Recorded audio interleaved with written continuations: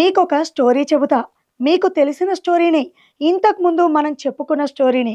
అనగనగా ఒక అడవి. 4 చీమలు నడుచుకుంటూ వెళుతున్నాయి. అటువైపు నుంచి ఒక ఏనుగొస్తోంది.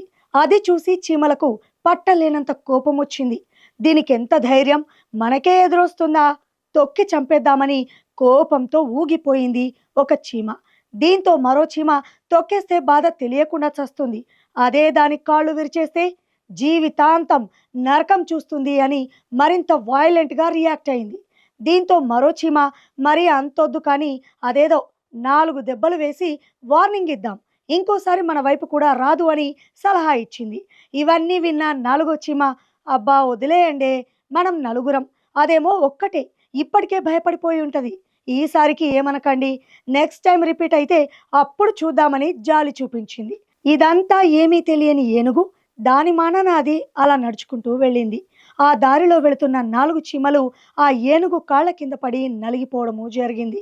ఇప్పుడు ఇందులో ఏనుగు ఇండియా అయితే ఆ చీమల్లో ఒకటి పాకిస్తాన్, మరొకటి బంగ్లాదేశ్.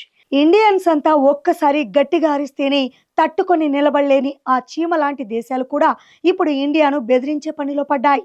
బంగ్లాదేశ్ బౌలర్ను ఐపీఎల్ ఆడకుండా పంపించేశాం కదా, అందుకని అక్కడ ఐపీఎల్ ప్రసారాలు నిలిపివేస్తారంట. ఇండియాలో మ్యాచ్లు కూడా ఆడారంట. దేశం మొత్తం కలిపితే 20 కోట్ల మంది కూడా ఉండరు. వాళ్ళు కూడా 140 కోట్లకు పైగా ఉన్న ఇండియన్స్ను బెదిరిస్తారంట. వీళ్లను చూసి జాలిపడాలో తెలియట్లేదు. వీళ్ళు మారరు అని అసహించుకోవాలో అస్సలు తెలియట్లేదు. ఏం చేస్తాం, వాళ్ళ కర్మంతే.